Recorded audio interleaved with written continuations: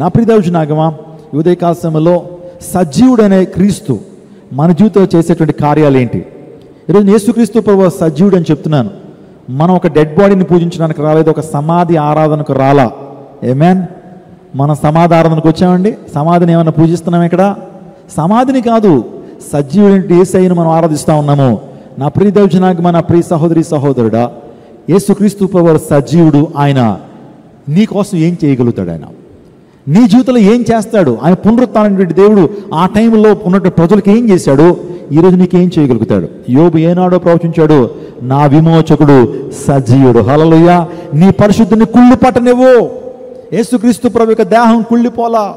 యేసుక్రీస్తు ప్రభు వారు ఆయన సజీవుడు, నా విమోచకుడు సజీవుడు. మై రిడీమర్ ఈజ్ అలైవ్ అనండి ఒకసారి.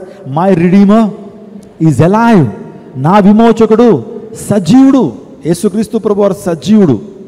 నా ప్రియదేవుజనాంగమా, ఈ రోజున పునరుత్థానుడైన యేసుక్రీస్తు ప్రభు వారు సజీవుడు. యేసుక్రీస్తు ప్రభు వారు మన జీవితంలో ఏ కార్యాలు ఆయన చేస్తాడంటే, మొదటి కార్యము, మొదటి అద్భుతం ఏంటంటే నీ భయాన్ని తొలగిస్తాడు. నీ భయాన్ని తొలగిస్తాడు. ఎంతమంది భయంతో ఉన్నారంటే అందరూ చేతులు ఎత్తుతారు కదా. ఒక్కొక్కరికి ఒక్కొక్క రకమైన భయం కదా. కొంతమందికి నీళ్ళంటే భయం. నీళ్ళంటే దాన్ని హైడ్రోఫోబియా అంటారు. ఏమండి, ఉధృతంగా ప్రవహిస్తున్నటువంటి ఆ జలధారను చూస్తే భయపడతారు. సముద్రాన్ని చూసి భయపడతారు కొంతమంది. నీళ్ళ భయం ఉంటుంది కొంతమందికి. అగ్ని భయం. ఇంకా చెప్పాలంటే కొన్ని జంతువుల భయం. క్రిమికీటకాదులంటే భయం. బొద్దింకలంటే భయం ఉన్నటువంటి వారి చేతులు చూపించండి ఒకసారి ఆనెస్ట్గా. పాస్టర్ గారు బొద్దింక అంటే కొంత చేతులు ఎత్తుతున్నారు. నిజమే, స్త్రీలకి కిచెన్లో ఉండేటువంటి బొద్దింకలంటే భయం, ఎలకలంటే భయం, పాములంటే భయం, ఇంకా చెప్పాలంటే క్రూర మృగాలంటే భయం. రకరకాల భయాలు ఉన్నాయి. కొంతమంది వారి నీడను చూసుకుని వాళ్ళే భయపడిపోతుంటారు. ఏమంటే ఒక్కళ్ళే పడుకోరాళ్ళు, ఒక్కళ్ళే రూమ్లో, అందరూ హాల్లో పడుకున్నా సరే బెడ్రూమ్లో వాళ్ళు పడుకోలేరు. భయం. నీడను చూసుకుని భయపడతారు. రాత్రి అంటే చాలామందికి భయం, అర్ధరాత్రి అంటే భయం. రకరకాల భయాలు ఉన్నాయి. ఇలా చెప్పుకుంటూ 1000కి పైగానే భయాలు. There are thousands of phobias. ఇంగ్లీష్లో భయాన్ని ఫోబియా అంటారు. ఈరోజున నువ్వు దేనికి భయపడినా భయపడకపోయినా, నాకేమీ భయం లేదంటావా? మనిషి రోజు ఒక దానికి భయపడతాడు, అదే మరణం. చావు అంటే భయం. నా ప్రియదేవునాగమా, నువ్వు ఈ ప్రపంచంలో దేనికి భయపడుతున్నా అది మరణానికి దారితీస్తుంది కాబట్టి దానికి భయపడతావు. పాముకే కనుక విషయం లేకపోతే పాముకి నువ్వు భయపడవు. పాము నేను చంపేస్తుంది కాబట్టి ఆ పాముకు భయపడతావు. నీటిలో మునిగిపోతే చచ్చిపోతావు కాబట్టి ఆ నీటికి భయపడతావు. అగ్ని నిన్ను కాల్చేసి చంపేస్తుంది కాబట్టి అగ్నికి భయపడతావు. ఈరోజు నిన్ను చంపేటువంటిది ఏదైనా సరే నువ్వు భయపడుతూనే ఉంటావు. ప్రభు చెప్పింది ఏంటో తెలుసా? మరణానికి కూడా నువ్వు భయపడనక్కర్లేదు. ప్రభు యొక్క పునరుత్థానము మరణం నుంచి కూడా మనకు ఏమండి ధైర్యాన్ని ఇచ్చిందనే విషయాన్ని జ్ఞాపకం చేస్తున్నాను. తన యందు విశ్వాసం ఉంచిన స్త్రీలకు భయమును అవమానము తొలగించునని మత్తయి సువార్త 28:5 రాయబడింది. ఎవరైతే తన యందు విశ్వాసం ఉంచిన స్త్రీలకి దేవుడు ఇచ్చినటువంటి గొప్ప అభయస్తం ఏంటంటే వారి భయమును, వారి అవమానమును తొలగించాడని దేవుడు లేఖనం. చదువుతారు ఒకసారి, నా మాటలు కాదు కానీ. మత్తయి 28:5 దూత ఆ స్త్రీలను చూచి మీరు భయపడకుడి, సిలువ వేయబడిన యేసును మీరు వెదుకుచున్నారని నాకు తెలియను. ఆయన ఇక్కడ లేడు. దూత ఆ స్త్రీలను చూచి మీరు భయపడకుడి అంటే పునరుత్థానం యొక్క సందేశం ఏంటంటే, ఈ సజీవుడు అంటే దేవాదేవుడు మీకు ఇస్తున్న అభయస్తం ఏంటంటే భయపడొద్దు. Do not fear. ఫ్యూచర్ని బట్టి భయపడుతున్నావా? భవిష్యత్తు ఎలా ఉండబోతుందని భయమా నీకు? లేకపోతే ఈ యొక్క ప్రపంచం చాలా మారిపోతుందండి. రోజు రోజుకి భయంకరమైన అన్యాయాలు జరుగుతున్నాయి, అక్రమాలు జరుగుతున్నాయి, న్యాయం లేదండి. నిజంగా నేను ఎలా సస్టైన్ అవ్వగలుగుతాను, నాకు ఎలా ఉద్యోగం వస్తుందని కొంతమంది భయపడేటువంటి వారు. ఈ రిసెషన్ స్టార్ట్ అయిపోయిందంటే కదా అమెరికాలో, ఉద్యోగాలన్నీ పోతున్నాయంటే కదా, ఆర్థిక మాంద్యం వచ్చేస్తుంది, ఆ యొక్క రిసెషన్ వచ్చేస్తుంది, ఇన్ఫ్లేషన్ వచ్చేస్తుంది, ధరలు బాగా పెరిగిపోతున్నాయి. మరి ఎలా నడిపించాలి కుటుంబాన్ని అంటే భయం చాలామంది యజమానుల్లో ఉంది. చాలామంది తల్లిదండ్రులకి మా బిడ్డలను వారిని సన్మార్గంలో పెంచగలుగుతానా లేదా, యవన కాలంలోకి వచ్చేటప్పుడు దారి తప్పేస్తారేమో, యవన కాలంలోకి వచ్చేటప్పుడు వారు మోసగించబడతారేమో, యవన కాలంలో వచ్చేటప్పటికి ఎవడో కామాంధుడి చేతిలో మా బిడ్డలు బలైపోతారేమో అనే భయం తల్లిదండ్రులకు ఉంటుంది. అందుని బట్టి వారి బిడ్డలను బయటికి పంపించాలన్నా లేకపోతే ఒంటరిగా బయటికి పంపించాలన్నా భయం భయం భయం భయం టెర్రర్ ఎక్కడ చూసినా సరే. నిజమే, ఈరోజు మనిషి భయం గుప్పిట్లోనే ఉన్నాడు. ఈరోజు దేవాదేవుడు చెప్తున్నాడు, తన పునరుత్థానం ద్వారా సజీవుడి దేవుడు ఆ స్త్రీలకి భయాన్ని, అవమానాన్ని ఏం చేశాడట? తొలగించాడట. నా ప్రియదేవునాగమా, మగ్దలేన మరియా వాస్తవానికి మనం ఆలోచన చేస్తే ప్రభు నుంచి అద్భుతం పొందుకున్నటువంటి ఆమె ప్రభువును చూడడానికి మొదటిసారిగా వెళ్ళింది ఆమె. ప్రభువును చూడడానికి మొదటిసారిగా వెళ్ళింది. ఆదివారం ఉదయాన్నే సుగంధ ద్రవ్యాలు తీసుకుని నా ప్రభువు అని చెప్పి వెళ్ళింది ఆమె. నా ప్రదేశనాగమా, నిజంగా ఆమె వెళ్ళింది. కానీ 3.5 సంవత్సరాలు యేసయ్యతో పాటు ఉండి తిని అనుభవించి ఆయనతో ఉంటామని ఎన్నో ప్రగల్భాలు పలికినటువంటి వాడు ఒక్కడు కూడా సమాధి దగ్గరికి వెళ్ళా. చాలా విచారం అది, చాలా విచారం. దేవుని శిష్యులే, యేసు ప్రభు శిష్యులే ఆయన విడిచిపెట్టారు. వాళ్ళు యూదులకు భయపడి తలుపులు పెట్టేసుకున్నారంట. వారు యూదులకు భయపడి మరియ వెళ్ళి చెప్తా ఉంది, ఆయన ఇక్కడ లేడు, పునరుత్థాన సందేశం చెప్పడానికి వెళ్తే ఇంకేంటి రోమా సైనికులు వచ్చేసారు, ఆ మత పెద్దలు వచ్చేసారు అని చెప్పి తలుపులు తీయట్లేదంటే ఎవరో ద గ్రేట్ అపోజల్స్, శిష్యులు. ఎంత అవమానకరమో మీరు ఆలోచన చేయండి. వారి విశ్వాసం ఏమైపోయింది? నా ప్రదేశంగా వారిలో భయం ఉంది. మా ప్రభువుని ఏ విధంగా వారు సిలువకు అప్పగించారో మమ్మల్ని కూడా అలా సిలువేసి చంపేస్తారని భయం అపోస్తలులో ఉన్నందుని బట్టే వాళ్ళు తలుపులు గడియ పెట్టేసుకున్నారు. మగ్దలైన మరియ వెళ్ళినా సరే తీయట్లేదు. నా ప్రదేశనాగమా, ఒక మాట నేను చెప్పమంటారా? నీతిమంతుడు సింహం వలె ధైర్యంగా ఉంటాడు. ఆమెను చెప్పండి. కానీ దుష్టుడు ఎవరో తరమకుండానే పారిపోతాడు. నీతిమంతుడు ఎలా ఉంటాడు? ముందు ఎంతమంది నిలబెట్టినా సరే ధైర్యంగా, ఏమండి, తన యొక్క కాన్ఫిడెన్స్ లెవెల్స్ వేరే ఉంటాయి నీతిమంతుడు. కానీ దుష్టుడు పారిపోతూ ఉంటాడు ఎవరో తరమకుండానే. మనం జాగ్రత్తగా ఆలోచన చేస్తే దావీదు ఉన్నాడు కదండి. దావీదు సౌలుకి భయపడ్డా? భయపడలా. ఎందుకు భయపడలేదు దావీదు? యెహోవా నాకు రక్షణను వెలుగే ఉన్నాడు కాబట్టి నేను ఎవరికి భయపడదు. When God is my light and salvation whom shall I fear. దేవుడు నాకు వెలుగును రక్షణ అన్నప్పుడు నేను ఎవరికి భయపడతాను? సౌలుకి భయపడలా. సౌలు అనేక సందర్భాల్లో ఈట్లు ఈసిరేస్తుండాడు, చంపడానికి కాన్స్పిరసీ, కుట్ర పన్నాడని తెలుసు. అయినా సరే దావీదు భయపడలేదు. ఎందుకు తెలుసా? ప్రభువుని కలిగి ఉన్నాడు కాబట్టి. హల్లెలూయా. ఓ మాట అని చెప్పనండి, ప్రభువు నీకు వెలుగును రక్షణ అన్నప్పుడు నువ్వు మరణానికి కూడా భయపడనక్కర్లేదు. ఆమెన్. ప్రభు నీకు రక్షణ వెలుగు అన్నప్పుడు నువ్వు మరణానికి కూడా భయపడనక్కర్లేదు. ఈ లోకంలో ఏ శక్తికి నువ్వు భయపడనక్కర్లేదు, ఏ వ్యక్తికి నువ్వు భయపడనక్కర్లా, ఏ పిటిషన్స్కి భయపడనక్కర్లేదు. నీకు విరోధంగా రూపించబడిన ఆయుధం వర్ధిల్లదు. ప్రభు మన పక్షం నుండిగా మనకు విరోధి ఉండొచ్చు, విరోధులు ఉండొచ్చు, కానీ విరోధులు ఏం చేయలేరు. Amen, amen. ప్రభు మన పక్షం నుండిగా మనకు విరోధి ఎవరు అని రోమపత్రిక 8:37 మనందరికీ ఆ వచన భాగం తెలుసు. ఈరోజున పునరుత్థాన సందేశం ఏంటి తెలుసా? భయపడొద్దు. దేవుడు భయాన్ని తీసివేసేటువంటి వాడు. మనలో ఉన్న భయము పునరుత్థానం ఏం చేసింది? తీసేసిందండి. దేవుడు ఒక వాగ్దానం చేస్తున్నాడు, మీకు సమాధానము కలుగును గాక. హల్లెలూయా. మీరు గట్టిగా ఈ మాట చెప్పాలి, మీకు సమాధానము కలుగును గాక అని ప్రక్కన వారితో చెప్పండి. వండర్ఫుల్. దేవుడు మీకు సమాధానం ఇస్తాడు, దేవుడు మీకు శాంతిని ఇస్తాడు. కలవరపడినక్కర్లా, నిరీక్షల్ని ఇతరు వల్లే మీరు దుఃఖపడినక్కర్లా. నిరీక్షలు ఏంటువంటి వారు వారి యొక్క తోబుట్టువులు కానీ వారి తల్లిదండ్రులు కానీ ఈ లోకాన్ని నిష్క్రమిస్తే ఏడుస్తారు.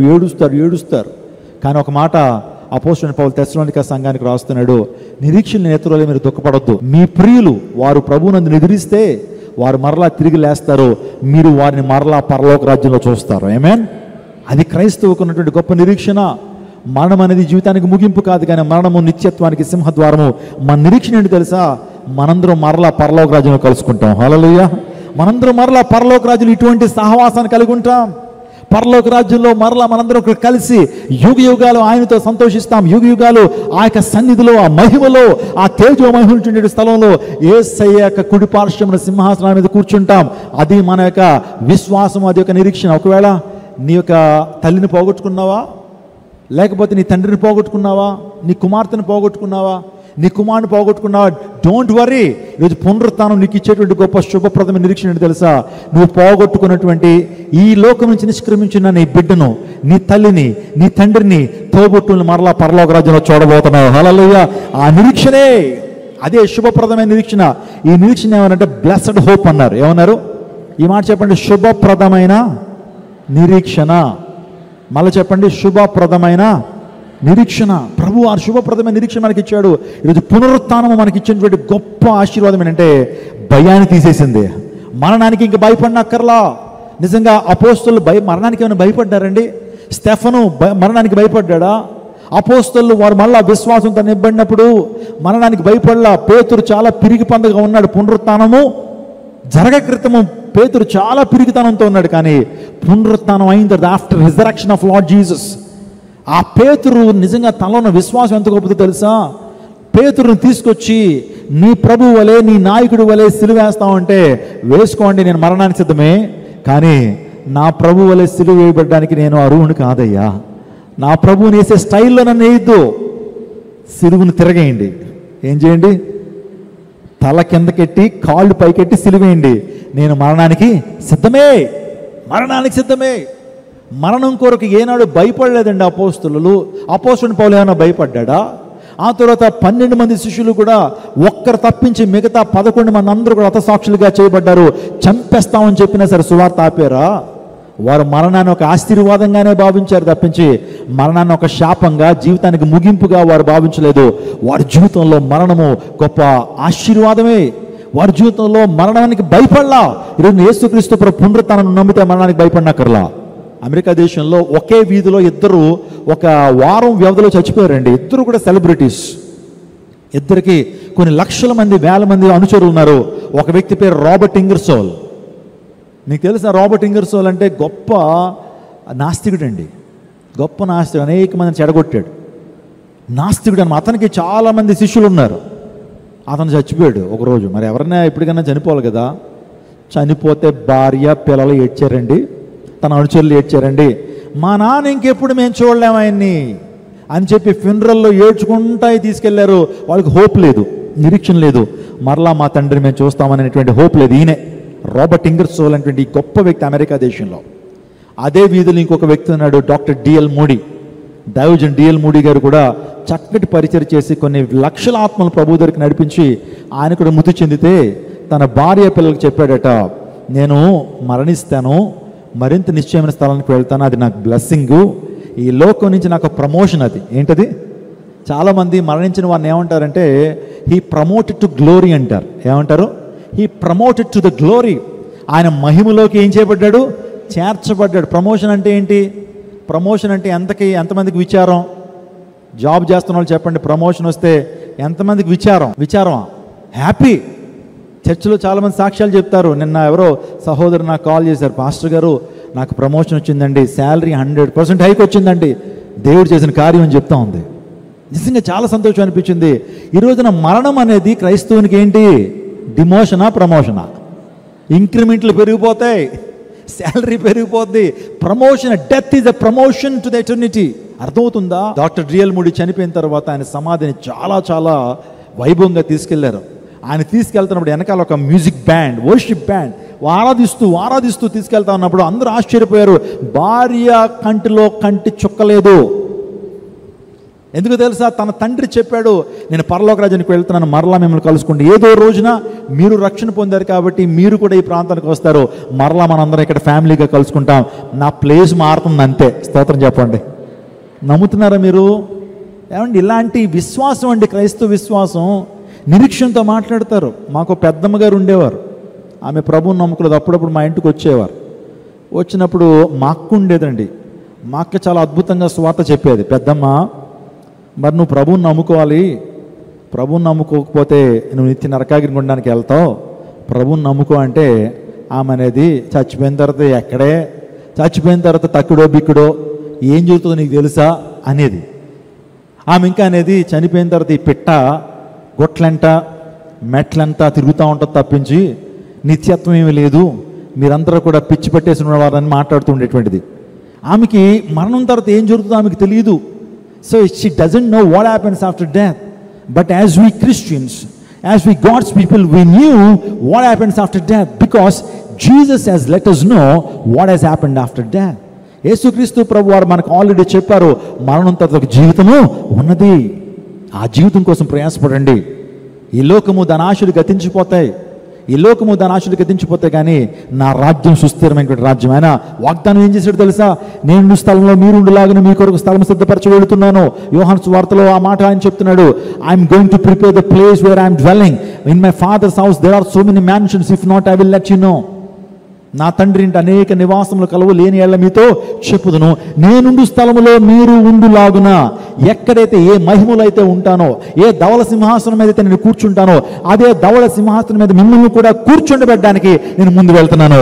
మీ కొరకు భవంతులు నిర్మిస్తున్నాను, మీ కొరకు స్థలాలు నేను నిర్మిస్తున్నాను, భవంతులు. In my father's house there are so many mansions. అంటే ఏంటి? పెంగిటిల్లా ప్యాన్షన్స్ అంటే లేకపోతే చిన్న చిన్న అపార్ట్మెంట్లో 2 బెడ్రూమ్ 3 బెడ్రూమ్ హౌస్లా. మ్యాన్షన్స్ అంటే ఎకరాల్లో ఉంటుంది. ఏంటది? 2-3 ఎకరాల్లో ఒకటి ఉంటుంది అనమాట. నేను అమెరికా అనేటువంటి న్యూయార్క్ అనే దేశానికి వెళ్ళినప్పుడు ఒక ప్రాంతానికి నేను తీసుకెళ్తా ఉన్నారు. చూస్తూ ఉండంటే కళ్ళు చెదిరిపోతున్నాయి. ఒక్కొక్కరి ఇల్లు 3 ఎకరాల్లో ఉంది. ఏంటి? 3 ఎకరాల్లో. అందులో మళ్ళీ ప్రైవేటు ఏంటంటే చిన్న చిన్న చెరువులు వాళ్ళ ఇంట్లోనే, స్విమ్మింగ్ పూల్స్, షటిల్ కోర్ట్లు, ఆ తర్వాత ఇంకేంటి టెన్నిస్ కోర్ట్లు. ఏంటి అది? ఇల్లా? అది మ్యాన్షన్ అన్నారు. హాలీవుడ్లో ఉన్నటువంటి వారి యొక్క గృహాలు అలా ఉంటాయి. మొన్న ఫైర్ యాక్సిడెంట్ వచ్చి కాలిపోయినాయి కదండి, వాటిని మ్యాన్షన్స్ అంటారు. ఇప్పుడు పరలోక రాజ్యంలో కూడా దేవుడు మనందరి కోసం ఏం సిద్ధం చేస్తున్నాడు? మనందరి కోసం ఏం కడుతున్నాడు ఆయన? పెంకుటిల్లు, తాటేకిల్లు కాదు, లేకపోతే అపార్ట్మెంట్లో 2 బెడ్రూమ్, చిన్న చిన్న అగ్గిపెట్టెలు లాంటి అపార్ట్మెంట్లో 2 బెడ్రూమ్లు కాదు. ప్రభువు మన కొరకు సిద్ధపరుస్తున్న గృహాలు ఏంటో తెలుసా? గొప్ప గొప్ప మ్యాన్షన్స్ ఆయన క్రియేట్ చేస్తున్నాడు. హల్లెలూయా. గొప్ప గొప్ప భవంతులను ఆయన నిర్మిస్తున్నాడు. చెప్తున్నాడు ఆయన, నా తండ్రి ఇంట అనేక నివాసములు కలవలేని నేను మీతో చెప్తున్నాను. నేను స్థలంలో మీరు ఉండలాగా మీ కొరకు స్థలం సిద్ధపరచు. భయపడొద్దు. పునరుత్థానం ఇస్తున్న గొప్ప సందేశం. భయపడొద్దు నా ప్రియ చెల్లి. భవిష్యత్తు గురించి భయపడొద్దు. యవ్వన కాలంలోకి వస్తున్నావు, ఎటువంటి జీవిత భాగస్వామి వస్తాడు అనే భయం నీలో ఉంది. భయపడొద్దు. ఒకవేళ జాబ్ కోసం ప్రయత్నాలు చేస్తున్నావు, నాకు జాబ్ వస్తుందా రాదా అనేటువంటి భయం నీలో ఉంది. భయపడొద్దు. తల్లిదండ్రులారా, మీ బిడ్డల కోసం భయపడొద్దు. వారి భవిష్యత్తులు ఎలా ఉంటాయి, వారి యొక్క యవ్వన కాలంలో వారు పరిశుద్ధంగా జీవిస్తారని రకరకాల భయాలు ఉన్నాయి కదా. ఈరోజు పునరుత్థానం నమ్మితే భయపడనక్కర్లేదు. నీ లైఫ్లో బీపీలు ఉండవు. స్తోత్రం చెప్పడం. హల్లెలూయా. భయం పెరుగుతున్న కొలది నీలో ఆందోళన పెరుగుతుంది. దాన్నే యాంగ్జైటీ అంటారు. యాంగ్జైటీ పెరుగుతూ ఉన్నప్పుడు ఏమవుతుంది? బీపీ పెరుగుతూ ఉంటుంది. బీపీ పెరిగితే హార్ట్ ప్రాబ్లమ్స్ వస్తాయి, షుగర్ వస్తూ ఉంటుంది. అందుని బట్టి అందరికీ దేవాదేవుడు పునరుత్థాన సందేశం, do not be afraid, don't be afraid. నేను మీకు తోడుగా ఉన్నాను. చిన్న మంద భయపడకుడి, నా ఆత్మ మధ్యనది కాబట్టి భయపడొద్దు. ప్రభు మనందరికీ ఒక ఆత్మను దయచేసాడు, అదే పరిశుద్ధ ఆత్మ. ఆత్మను అనుగ్రహించినటువంటి దేవాదేవుడు ఒక మాట చెప్తున్నాడు, భయపడద్దు. నా ఆత్మ మీ మధ్యనది కాబట్టి మీరు భయపడద్దు. For God has not given us the spirit of timidity.